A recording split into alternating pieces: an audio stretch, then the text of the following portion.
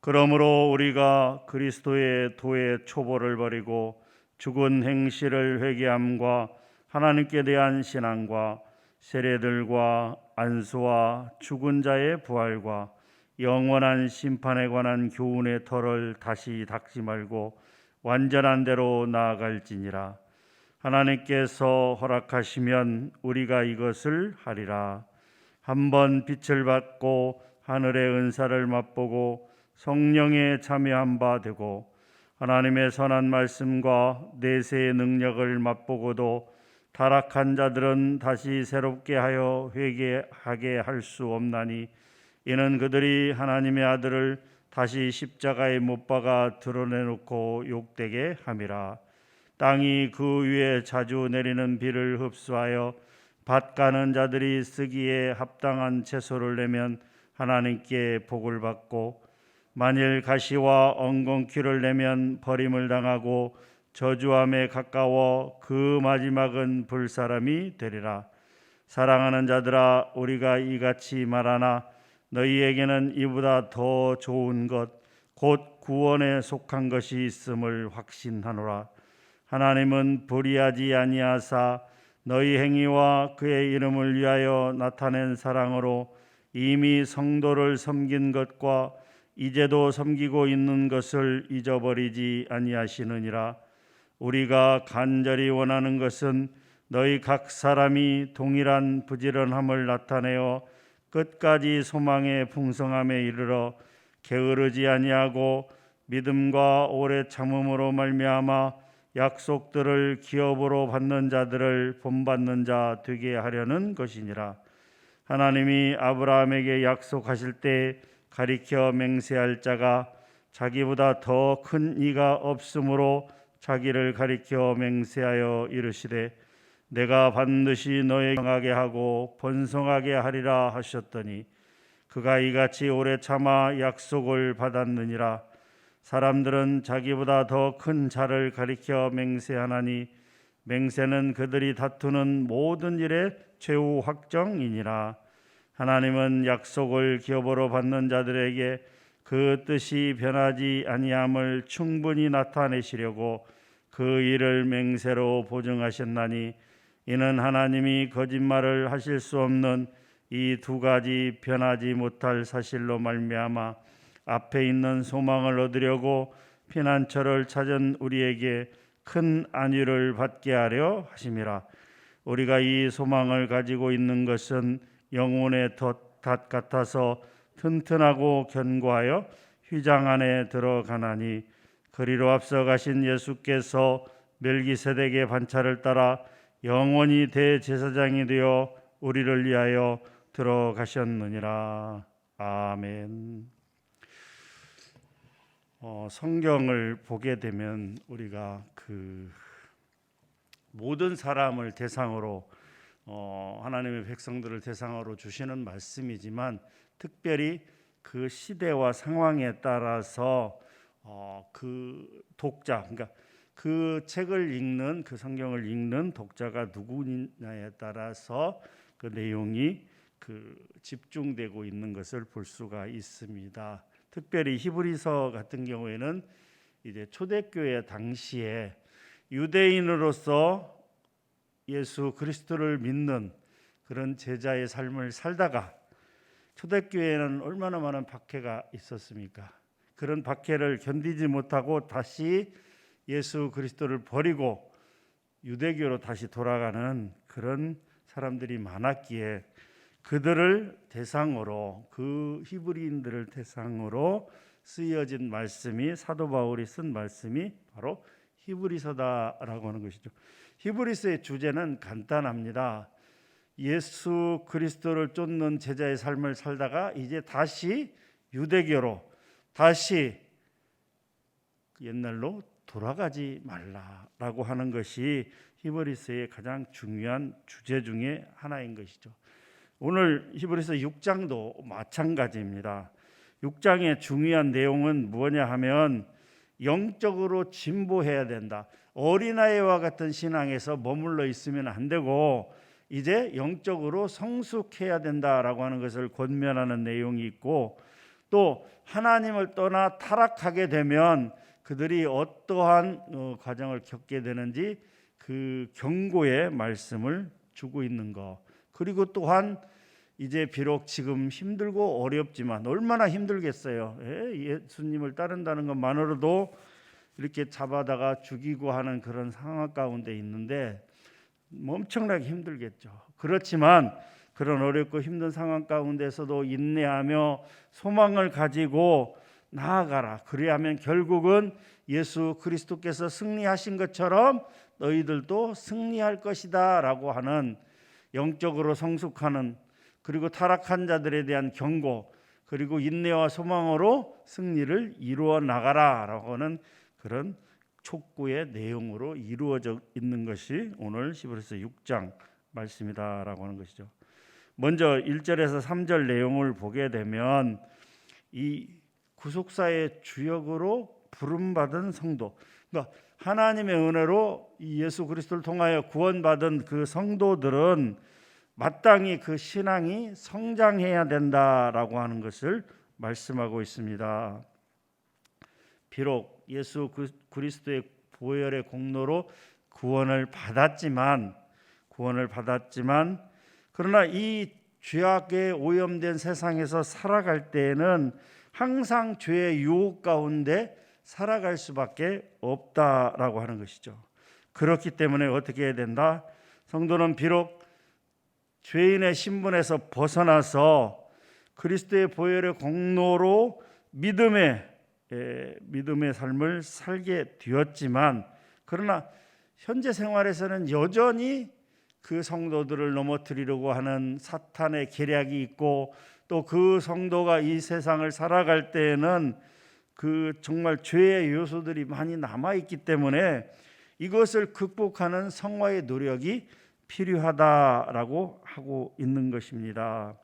그러므로 성도는 이 신앙의 초보 단계에서 벗어나 성숙하고 장성한 그 신앙의 단계로 넘어가야 된다, 나아가야 된다라고 그렇게 말씀하고 있습니다. 그런데 그 처음 믿은 성도가, 이 초보의 성도가 그렇게 성숙한 신앙으로 나아가기 위해서는 본인이 노력을 해서 하는 것이 아니고 그 또한 하나님의 은혜이다라고 하는 것을 3절에 말씀하고 있습니다. 3절을 같이 한번 읽도록 하겠습니다.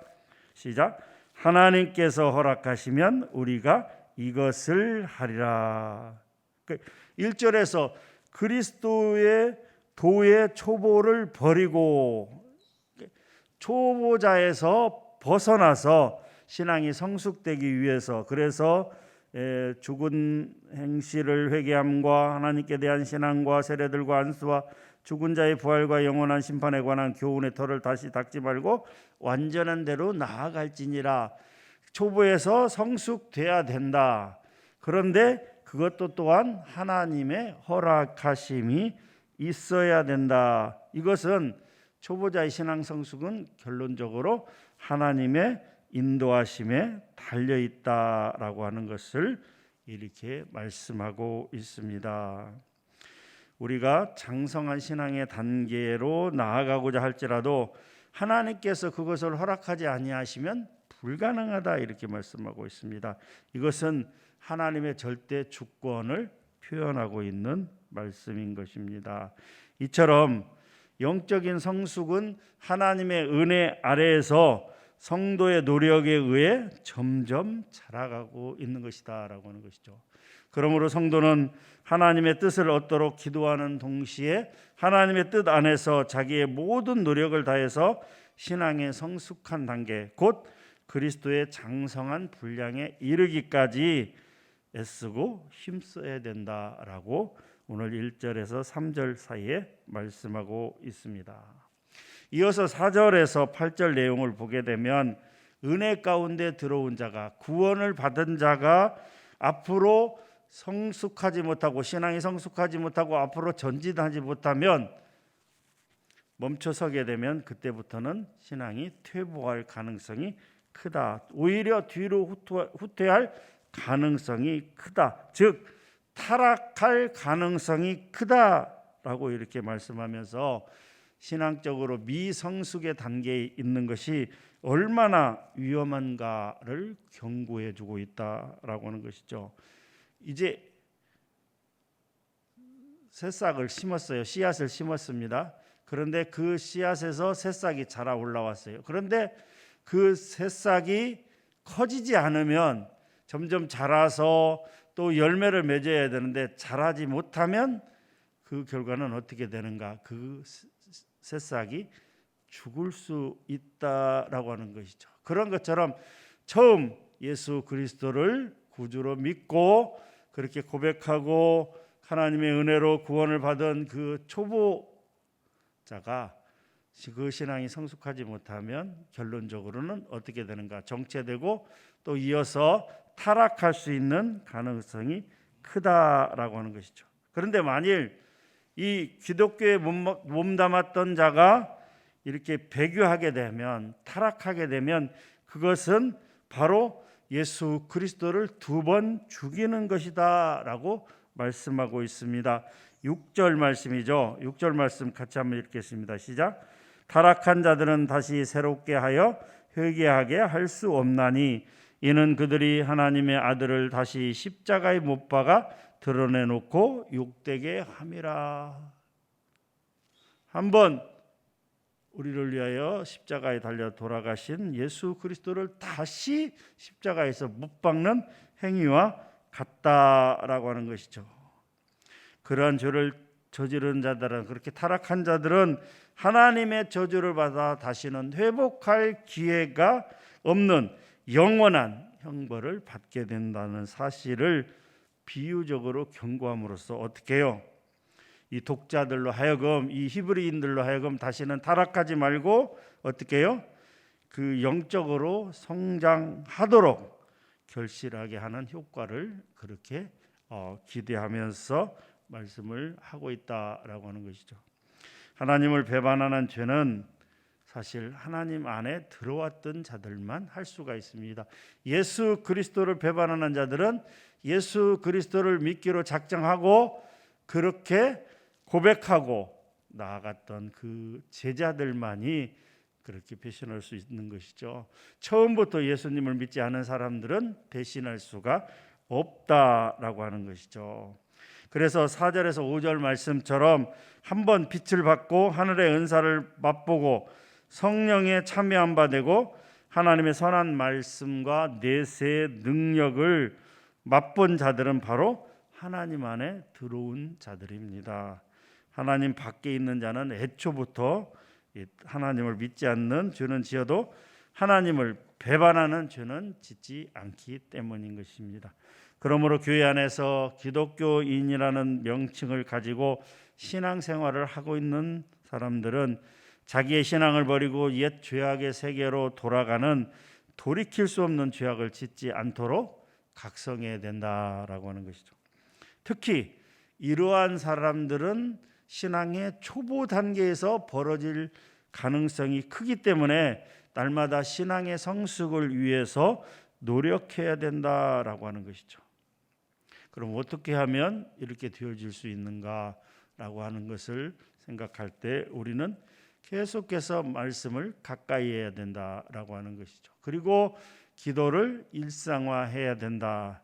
그리고 특별히 그 신앙의 선배들인 그 장로나 권사나 안수집사나 이런 중직자들이 그러한 신앙의 초보에 있는 사람들을 위해서 늘 기도하며 그들을 잘 그 성숙의 단계로 나아갈 수 있도록 이끌어 줘야 된다라고 하는 것이죠. 사실 교회 중직자들의 중요한 역할 중에 하나가 그러한 초신자들을 위해서 기도하며 그들을 신앙이 성숙될 수 있도록 이끌어 주는 역할, 그 역할이 굉장히 크다라고 그렇게 말씀할 수가 있는 것입니다. 처음부터 믿자마자 신앙이 성숙될 수는 없기 때문인 것입니다. 그 초신자가 오직 하나님만을 의지하도록 그렇게 잘 이끌어 나가는 것이 중직자의 중요한 역할이다라고 말씀하고 있습니다.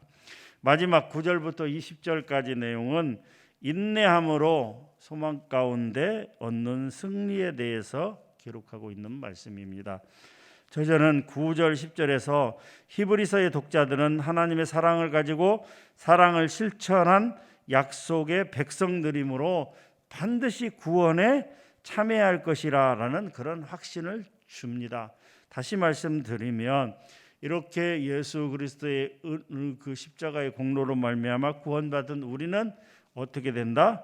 반드시 구원을 얻는다. 지금 상황이 비록 어렵고 힘들지만 끝까지 인내하며 버티고 나아가면 결국 하나님의 구원의 은혜에 참여할 것이다 라고 하는 것입니다. 9절에 보게 되면 이렇게 기록이 되어 있습니다. 9절 말씀을 같이 한번 읽겠습니다. 시작. 사랑하는 자들아 우리가 이같이 말하나 너희에게는 이보다 더 좋은 것 곧 구원에 속한 것이 있음을 확신하노라.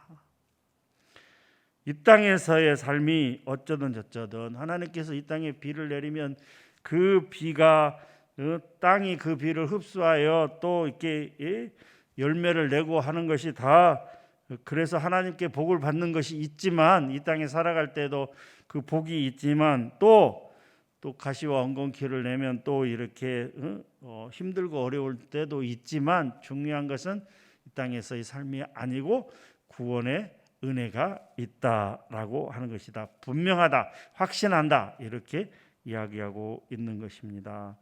또한 11절과 12절 말씀에서는 이 독자들, 이 히브리서를 읽는 이 제자들이 확실한 구원 가운데 있으므로 앞으로도 낙심하지 말고 부지런히 옛 선조들, 믿음의 선조들의 믿음을 본받으라 이렇게 권면하고 있는 것입니다. 이어서 13절에서 15절에서는 우리가 본받을 만한 의로운 옛 조상의 예로서 아브라함을 들고 있습니다. 그 아브라함이 어떻게 했는가? 하나님의 약속을 믿어 약속의 성취를 받은 것을 그렇게 이야기하고 있습니다. 15절 말씀이죠. 아브라함이 어떻게 됐다고요? 그가 이같이 오래 참아 약속을 받았느니라. 사실 아브라함은 하나님께서 이제 그 갈대아 우르엘을 떠나서 하란에 머물고 있을 때 창세기 12장 1절 3절에서 뭐라고 말씀하셨습니까? 떠나서 가라 이렇게 명령하고 있습니다. 두 가지 명령이죠. 먼저 떠나라. 그 다음에 내가 내게 지시할 땅으로 가라. 그리하면 내가 이러한 복을 주겠다라고 하나님께서 약속하셨습니다.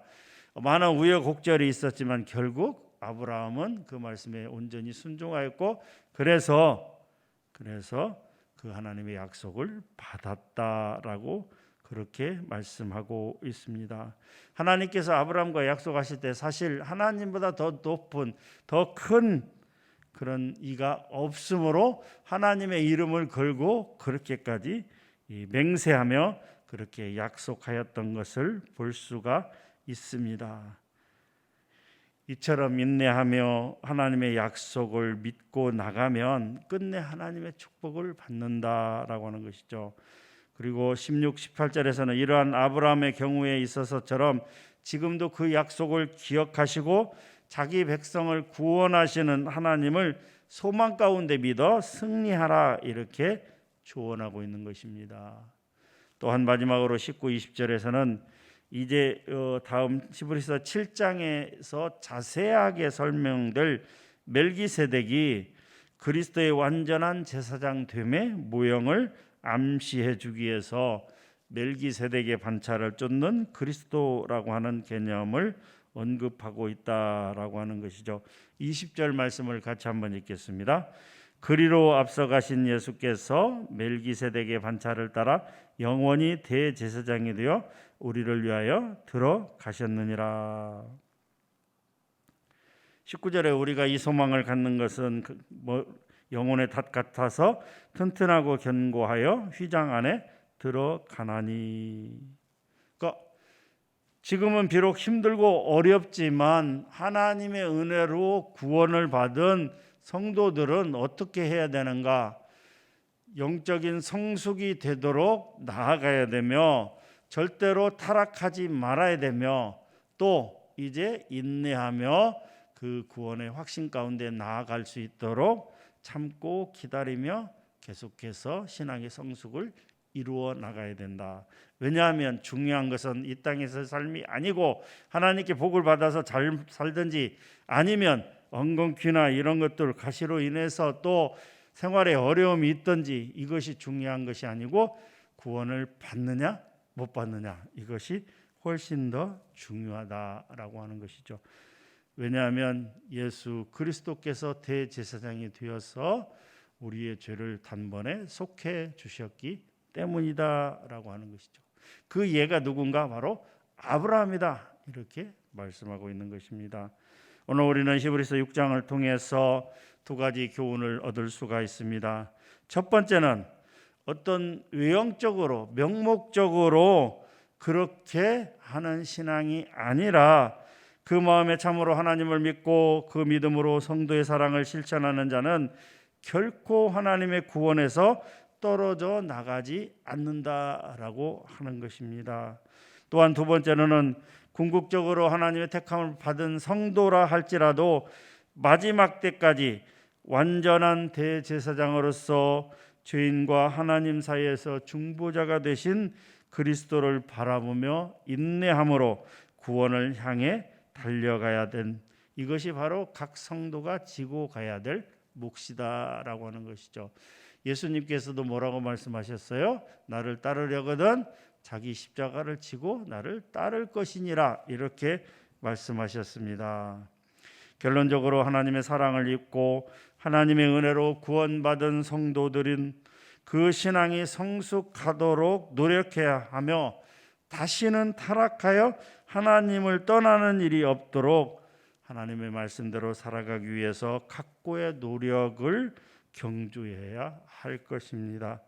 그렇게 오늘도 거룩한 삶 가운데 나아가는 신앙의 영적 성숙을 위해서 애쓰고 노력하며 말씀을 가까이 하고 기도하고 특별히 오늘은 거룩한 주일이지 않습니까?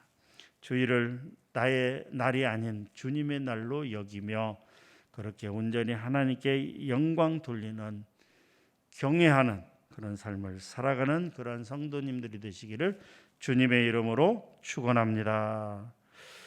하나님 감사합니다. 이 시간 귀한 말씀 주시니 감사합니다. 히브리서 6장 말씀 하나님 영적 성숙을 위해서 애써야 된다. 타락하면 안 된다. 또 지금 비록 어렵고 힘들지만 구원의 확신 가운데 참고 인내하며 나아가야 된다. 그렇게 말씀하셨습니다. 오늘 하루의 삶이 그러한 삶이 될 수 있도록 도와주시고 특별히 주일 거룩하게 지킬 수 있도록 우리 모두에게 은총을 베풀어 주시옵소서. 감사합니다. 예수님의 이름으로 기도하옵나이다. 아멘.